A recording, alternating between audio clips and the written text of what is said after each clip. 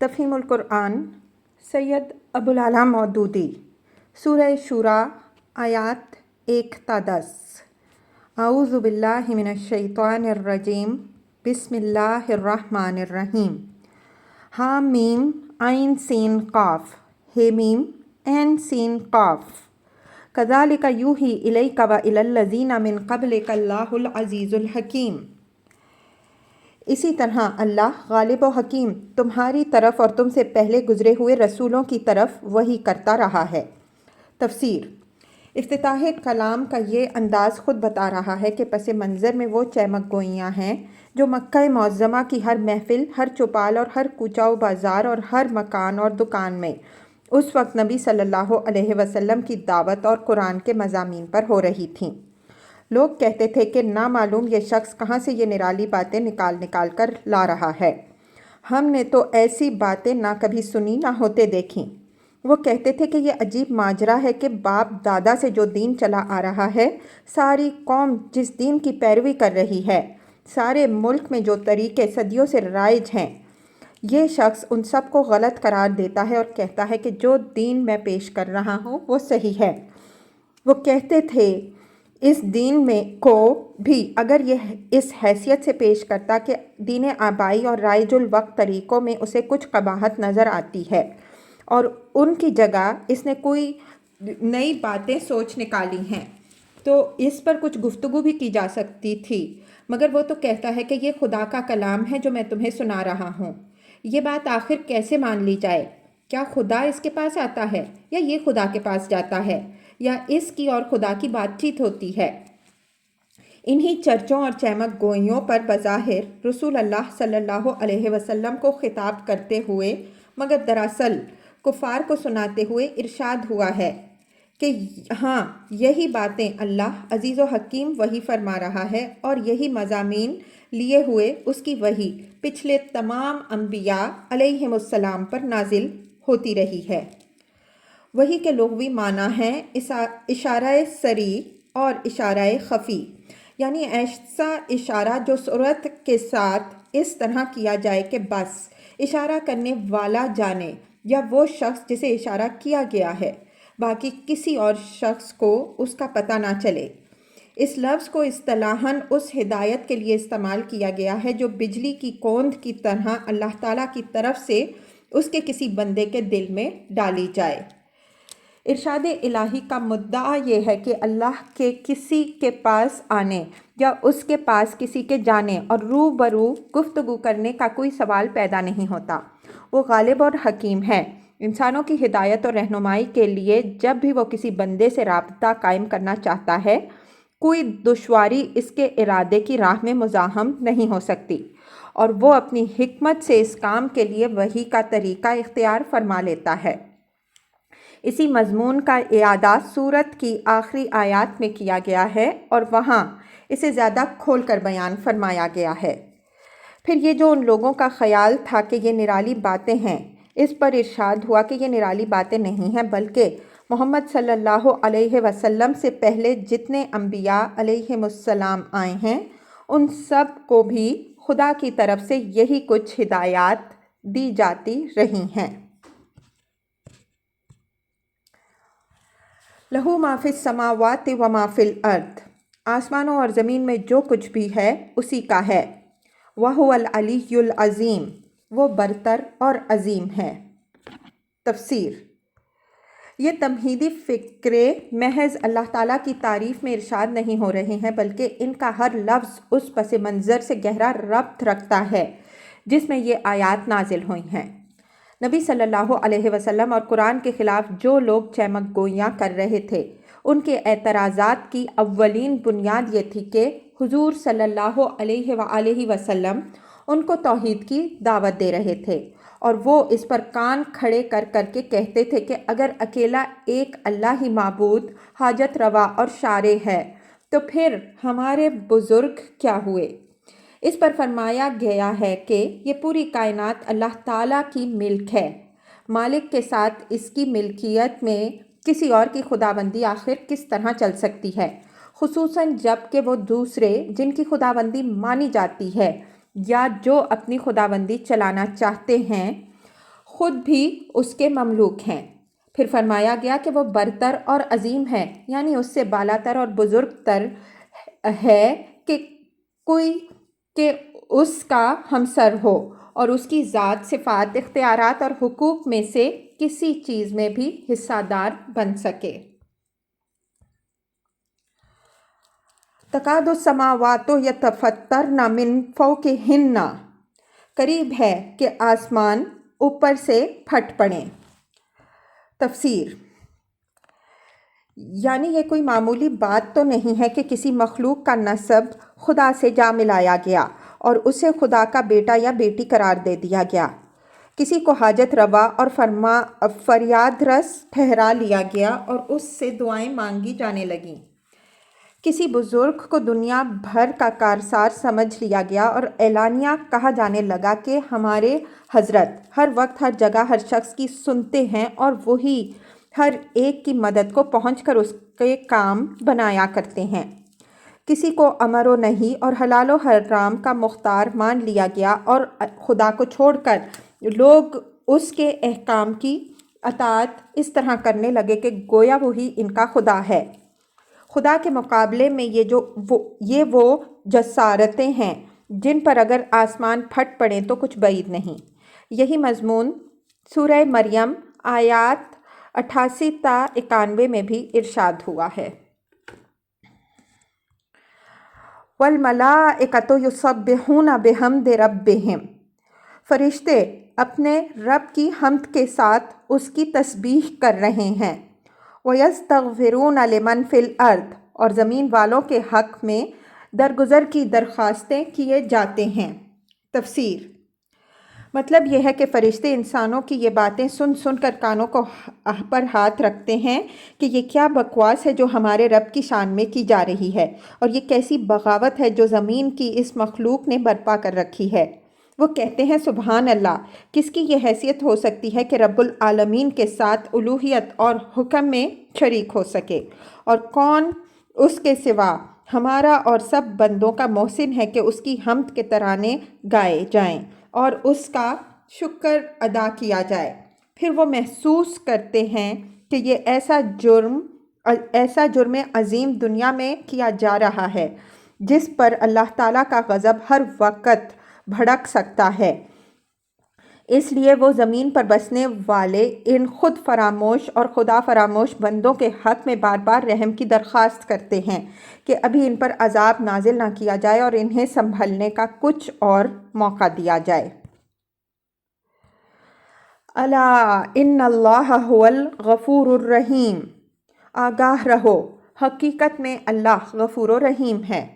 تفسیر: یعنی یہ اس کی حلیمی و رحیمی اور چشم پوشی و درگزر ہی تو ہے جس کی بدولت کفر اور شرک اور دہریت اور فسق و فجور اور ظلم و ستم کی انتہا کر دینے والے لوگ بھی سالہ سال تک بلکہ اس طرح کے پورے معاشرے صدیوں تک مہلت پر مہلت پاتے چلے جاتے ہیں، اور ان کو صرف رزق ہی نہیں ملے جاتا بلکہ دنیا میں ان کی بڑائی کے ڈنکے بجتے ہیں اور زینت حیات دنیا کے وہ سر و سامان انہیں ملتے ہیں جنہیں دیکھ دیکھ کر نادان لوگ اس غلط فہمی میں پڑ جاتے ہیں کہ شاید اس دنیا کا کوئی خدا نہیں ہے۔ وَالَّذِينَ اتَّخَذُوا مِن دُونِهِ أَوْلِيَاءَ اللَّهُ حَفِيظٌ عَلَيْهِمْ، جن لوگوں نے اس کو چھوڑ کر اپنے کچھ اور سرپرست بنا رکھے ہیں، اللہ ہی ان پر نگران ہے۔ تفسیر: اصل میں لفظ اولیاء استعمال ہوا ہے جس کا مفہوم عربی زبان میں بہت وسیع ہے۔ معبودان باطل کے متعلق گمراہ انسانوں کے مختلف عقائد اور بہت سے مختلف طرز عمل ہیں جن کو قرآن مجید میں اللہ کے سوا دوسروں کو اپنا ولی بنانے سے تعبیر کیا گیا ہے۔ قرآن پاک کا تتبع کرنے سے لفظ ولی کے حسب ذیل مفہومات معلوم ہوتے ہیں۔ نمبر 1، جس کے کہنے پر آدمی چلے، جس کی ہدایات پر عمل کرے اور جس کے مقرر کیے ہوئے طریقوں، رسموں اور قوانین و ضوابط کی پیروی کرے۔ نمبر 2، جس کی رہنمائی پر آدمی اعتماد کرے اور یہ سمجھے کہ وہ اسے صحیح راستہ بتانے والا اور غلطی سے بچانے والا ہے۔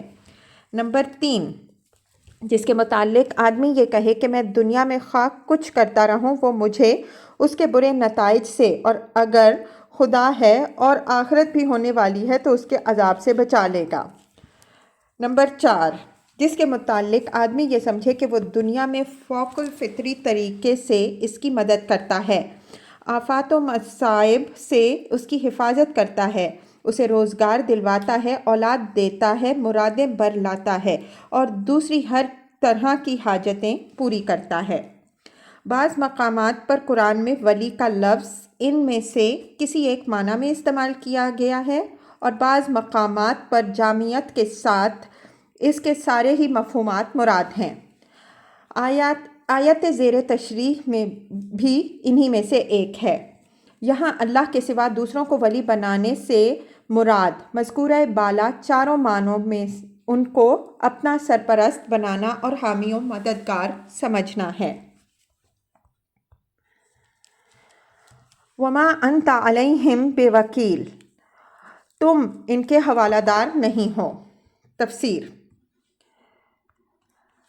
اللہ ان پر نگران ہے، یعنی وہ ان کے سارے افعال دیکھ رہا ہے اور ان کے نامہ اعمال تیار کر رہا ہے۔ ان کا محاسبہ اور مواخذہ کرنا اسی کا کام ہے۔ تم ان کے حوالہ دار نہیں ہو، یہ خطاب نبی صلی اللہ علیہ وسلم سے ہے۔ مطلب یہ ہے کہ ان کی قسمت تمہارے حوالے نہیں کر دی گئی ہے کہ جو تمہاری بات نہ مانے اسے تم جلا کر خاک کر دو یا اس کا تختہ الٹ دو گے یا اسے تہس نہس کر دو گے۔ اس کا یہ مطلب نہیں ہے کہ معاذ اللہ نبی صلی اللہ علیہ وسلم اپنے آپ کو ایسا سمجھتے تھے اور آپ صلی اللہ علیہ وآلہ وسلم کی غلط فہمی یا برخود غلطی کو رفع کرنے کے لیے یہ بات ارشاد ہوئی ہے، بلکہ اس سے مقصود کفار کو سنانا ہے۔ اگرچہ بظاہر مخاطب حضور صلی اللہ علیہ وآلہ وسلم ہی ہیں، لیکن اصل مدعا کفار کو یہ بتانا ہے کہ اللہ کا نبی اس طرح کا کوئی دعویٰ نہیں رکھتا جیسے بلند بانگ دعوے خدا رسیدگی اور روحانیت کے ڈھونگ رچانے والے عموماً تمہارے ہاں کیا کرتے ہیں۔ جاہلیت کے معاشروں میں بالعموم یہ خیال پایا جاتا ہے کہ حضرت قسم کے لوگ ہر اس شخص کی قسمت بگاڑ کر رکھ دیتے ہیں جو ان کی شان میں کوئی گستاخی کرے، بلکہ مر جانے کے بعد ان کی قبر کی بھی اگر کوئی توہین کر گزرے یا اور کچھ نہیں تو ان کے متعلق کوئی برا خیال ہی دل میں لے آئے تو وہ اس کا تختہ الٹ دیتے ہیں۔ یہ خیال زیادہ تر حضرتوں کا اپنا پھیلایا ہوا ہے، اور نیک لوگ جو خود ایسی باتیں نہیں کرتے ان کے نام اور ان کی ہڈیوں کو اپنے کاروبار کا سرمایہ بنانے کے لیے کچھ دوسرے ہوشیار لوگ ان کے متعلق یہ خیال پھیلاتے ہیں۔ بہرحال عوام میں اسے روحانیت و خدا رسیدگی کا لازمہ سمجھا جاتا ہے کہ آدمی کو قسمتیں بنانے اور بگاڑنے کے اختیارات حاصل ہوں۔ اسی فریب کا طلسم توڑنے کے لیے اللہ تعالیٰ کفار کو سناتے ہوئے اپنے رسول پاک صلی اللہ علیہ وآلہ وسلم سے فرما رہا ہے کہ تم بلا شبہ ہمارے پیغمبر ہو اور ہم نے اپنی وحی سے تمہیں سرفراز کیا ہے، مگر تمہارا کام صرف لوگوں کو سیدھا راستہ دکھانا ہے۔ ان کی قسمتیں تمہارے حوالے نہیں کر دی گئی ہیں، وہ ہم نے اپنے ہی ہاتھ میں رکھی ہیں۔ بندوں کے اعمال کو دیکھنا اور ان کو عذاب دینا یا نہ دینا ہمارا کام ہے۔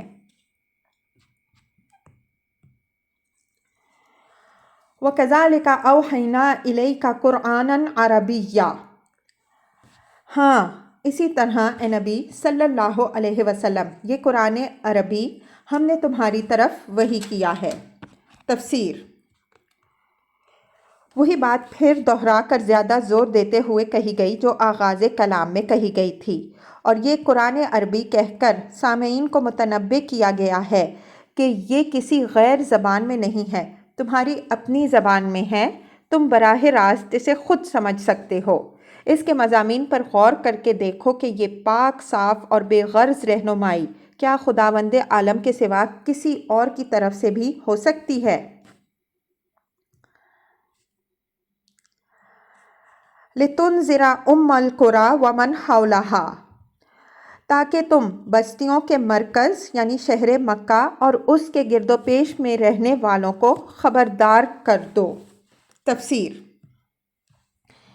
یعنی انہیں غفلت سے چونکا دو اور متنبہ کر دو کہ افکار و عقائد کی جن گمراہیوں اور اخلاق و کردار کی جن خرابیوں میں تم لوگ مبتلا ہو، اور تمہاری انفرادی اور قومی زندگی جن فاسد اصولوں پر چل رہی ہے، ان کا انجام تباہی کے سوا کچھ نہیں ہے۔ وَتُنذِرَ يَوْمَ الْجَمْعِ لَا رَيْبَ فِيهِ، اور جمع ہونے کے دن سے ڈرا دو جس کے آنے میں کوئی شک نہیں۔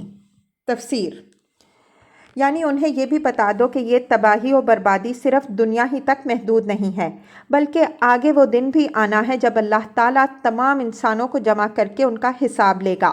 دنیا میں اگر کوئی شخص اپنی گمراہی و بدعملی کے برے نتائج سے بچ بھی نکلا تو اس دن بچاؤ کی کوئی صورت نہیں ہے، اور بڑا ہی بدقسمت ہے وہ جو یہاں بھی خراب ہو اور وہاں بھی اس کی شامت آئے۔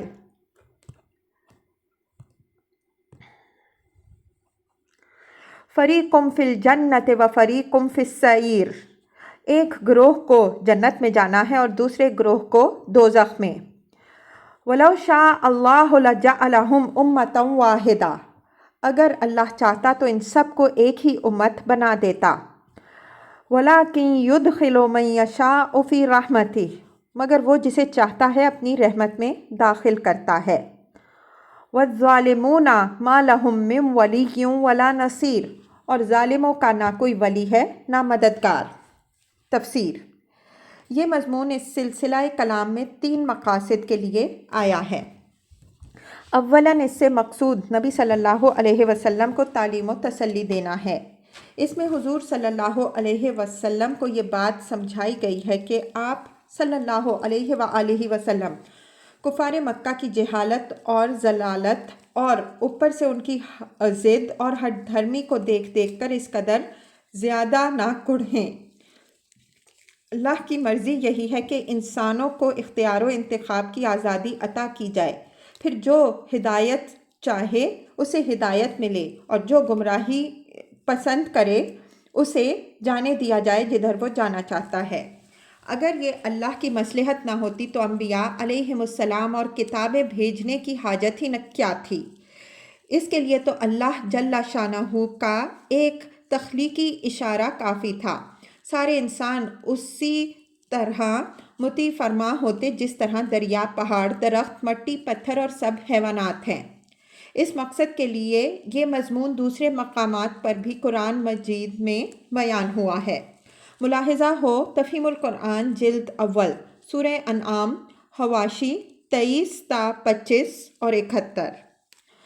ثانیاً اس کے مخاطب وہ تمام لوگ ہیں جو اس ذہنی الجھن میں گرفتار تھے اور اب بھی ہیں کہ اگر اللہ تعالیٰ فی الواقع انسانوں کی رہنمائی کرنا چاہتا تھا، اور اگر عقیدہ اور عمل کے یہ اختلافات جو لوگوں میں پھیلے ہوئے ہیں اسے پسند نہ تھے، اور اگر اسے پسند یہی تھا کہ لوگ ایمان و اسلام کی راہ اختیار کریں تو اس کے لیے آخر وحی اور کتاب اور نبوت کی کیا ضرورت تھی؟ یہ کام تو وہ بآسانی اس طرح کر سکتا تھا کہ سب کو مومن و مسلم پیدا کر دیتا۔ اسی الجھن کا ایک شاخسانہ یہ استدلال بھی تھا کہ جب اللہ نے ایسا نہیں کیا تو ضرور وہ مختلف طریقے جن پر ہم چل رہے ہیں اس کو پسند ہیں، اور ہم جو کچھ کر رہے ہیں اسی کی مرضی سے کر رہے ہیں، لہٰذا اس پر اعتراض کا کسی کو حق نہیں ہے۔ اس غلط فہمی کو رفع کرنے کے لیے بھی یہ مضمون قرآن مجید میں متعدد مقامات پر بیان کیا گیا ہے۔ ملاحظہ ہو تفہیم القرآن جلد اول سورہ انعام حواشی 80، 110، 124، 125، جلد دوم سورہ یونس حاشیہ 101، سورہ ہود حاشیہ 116، سورہ نحل حواشی 10، 31، 32۔ ثالثاً اس کا مقصد اہل ایمان کو ان مشکلات کی حقیقت سمجھانا ہے جو تبلیغ دین اور اصلاح خلق کی راہ میں اکثر پیش آتی ہیں۔ جو لوگ اللہ کی دی ہوئی آزادی انتخاب و ارادہ اور اس کی بنا پر طبائع اور طریقوں کے اختلاف کی حقیقت کو نہیں سمجھتے۔ وہ کبھی تو کار اصلاح کی سست رفتاری دیکھ کر مایوس ہونے لگتے ہیں اور چاہتے ہیں کہ اللہ تعالیٰ کی طرف سے کچھ کرامتیں اور معجزات رونما ہوں تاکہ انہیں دیکھتے ہی لوگوں کے دل بدل جائیں، اور کبھی وہ ضرورت سے زیادہ جوش سے کام لے کر اصلاح کے بے جا طریقے اختیار کرنے کی طرف مائل ہو جاتے ہیں۔ اس مقصد کے لیے بھی یہ مضمون بعض مقامات پر قرآن مجید میں ارشاد ہوا ہے۔ ملاحظہ ہو تفہیم القرآن جلد دوم، سورہ رعد، حاشیہ 47 تا 49، سورہ نحل 79 تا 97۔ ان مقاصد کے لیے ایک بڑا اہم مضمون ان مختصر سے فقروں میں بیان فرمایا ہے۔ دنیا میں اللہ کی حقیقی خلافت اور آخرت میں اس کی جنت کوئی معمولی رحمت نہیں ہے جو مٹی اور پتھر اور گدھوں اور گھوڑوں کے مرتبے کی مخلوق پر ایک رحمت عام کی طرح بانٹ دی جائے۔ یہ تو ایک خاص رحمت اور بہت اونچے درجے کی رحمت ہے جس کے لیے فرشتوں تک کو موضوع نہ سمجھا گیا۔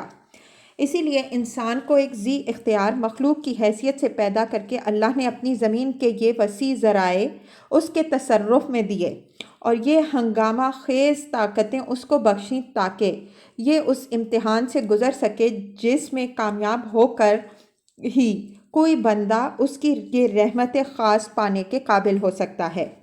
یہ رحمت اللہ کی اپنی چیز ہے، اس پر کسی کا اجارہ نہیں ہے، نہ کوئی اسے اپنے ذاتی استحقاق کی بنا پر دعوے سے لے سکتا ہے، نہ کسی میں یہ طاقت ہے کہ اسے بزور حاصل کر سکے۔ اسے وہی لے سکتا ہے جو اللہ کے حضور بندگی پیش کرے، اس کو اپنا ولی بنائے اور اس کا دامن تھامے، تب اللہ اس کی مدد اور رہنمائی کرتا ہے اور اسے اس امتحان سے بخیریت گزارنے کی توفیق عطا فرماتا ہے تاکہ وہ اس کی رحمت میں داخل ہو سکے۔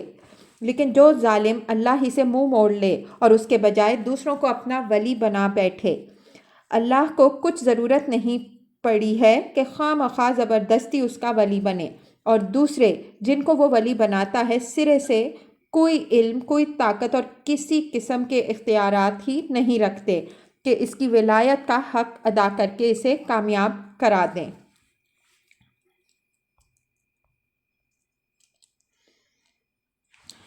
ام اتخذوا من دونہ اولیاء، کیا یہ ایسے نادان ہیں کہ انہوں نے اسے چھوڑ کر دوسرے ولی بنا رکھے ہیں؟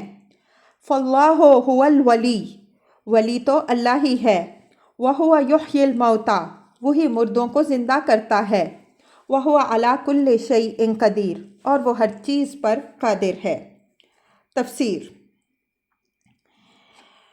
یعنی ولایت کوئی من سمجھوتے کی چیز نہیں ہے کہ آپ جسے چاہیں اپنا ولی بنا بیٹھیں اور وہ حقیقت میں آپ کا سچا اور اصلی ولی بن جائے اور ولایت کا حق ادا کر دے۔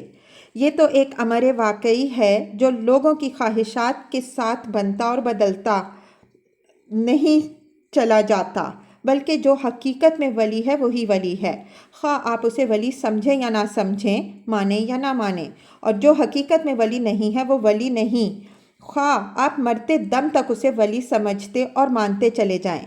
اب رہا یہ سوال کہ صرف اللہ ہی کے ولی حقیقی ہونے اور دوسرے کسی کے نہ ہونے کی کیا دلیل ہے، تو اس کا جواب یہ ہے کہ انسان کا حقیقی ولی وہی ہو سکتا ہے جو موت کو حیات میں تبدیل کرتا ہے، جس نے بے جان مادوں میں جان ڈال کر جیتا جاگتا انسان پیدا کیا ہے اور جو حق ولایت ادا کرنے کی قدرت اور اختیارات بھی رکھتا ہے۔ وہ اگر اللہ کے سوا کوئی اور ہو تو اسے ولی بناؤ، اور اگر وہ صرف اللہ ہی ہے تو پھر اس کے سوا کسی اور کو اپنا ولی بنا لینا جہالت و حماقت اور خودکشی کے سوا کچھ نہیں ہے۔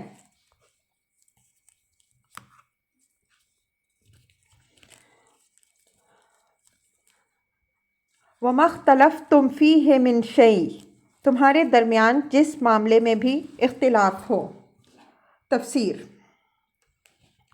اس پورے پیراگراف کی عبارت اگرچہ اللہ تعالیٰ کی طرف سے وحی ہے، لیکن اس میں متکلم اللہ تعالیٰ نہیں ہے بلکہ رسول اللہ صلی اللہ علیہ وسلم ہیں۔ گویا اللہ جل شانہ اپنے نبی کو ہدایات دے رہا ہے کہ تم یہ اعلان کر دو۔ اس طرح کے مضامین قرآن مجید میں کہیں تو کل اے نبی کہہ دو سے شروع ہوتے ہیں اور کہیں اس کے بغیر ہی شروع ہو جاتے ہیں۔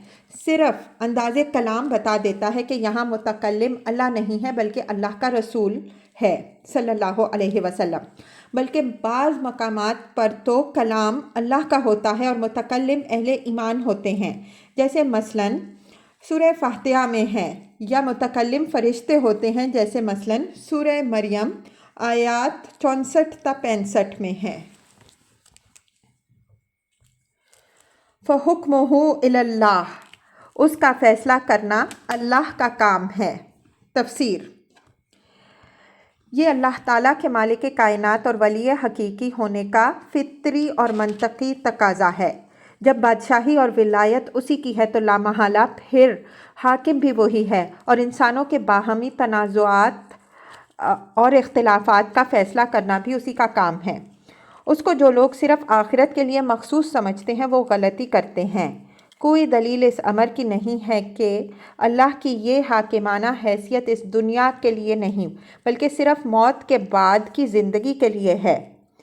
اسی طرح جو لوگ اس دنیا میں صرف عقائد اور چند مذہبی مسائل تک اسے محدود قرار دیتے ہیں وہ بھی غلطی پر ہیں۔ قرآن مجید کے الفاظ عام ہیں اور وہ صاف صاف علی الاطلاق تمام نزاعات و اختلافات میں اللہ کو فیصلہ کرنے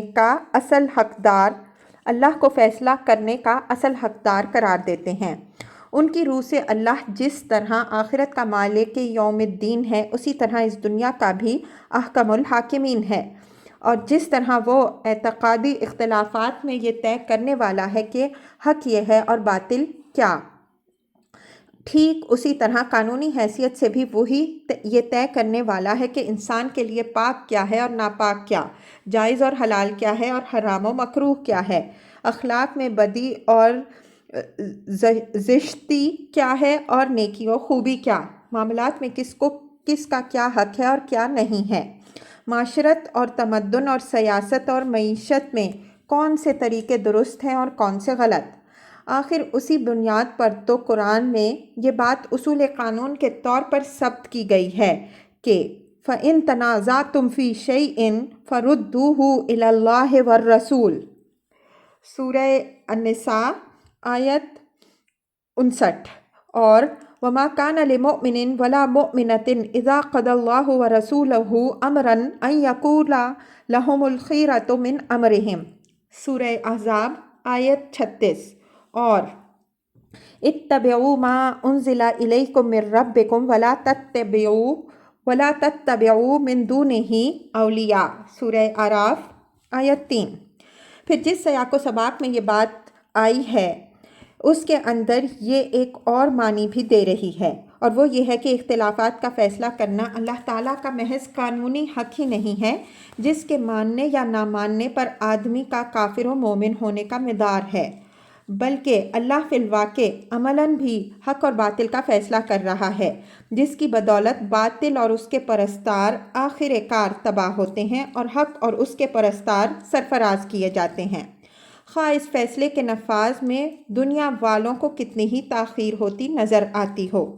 یہ مضمون آگے آیت 24 میں بھی آ رہا ہے اور اس سے پہلے قرآن مجید میں متعدد مقامات پر گزر چکا ہے۔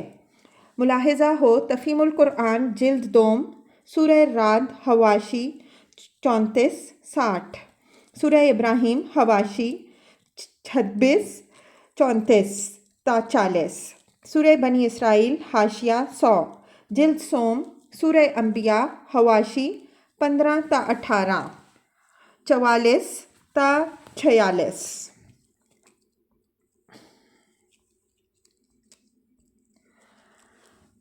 ذالکم اللہ ربی، وہی اللہ ہے میرا رب۔ تفسیر: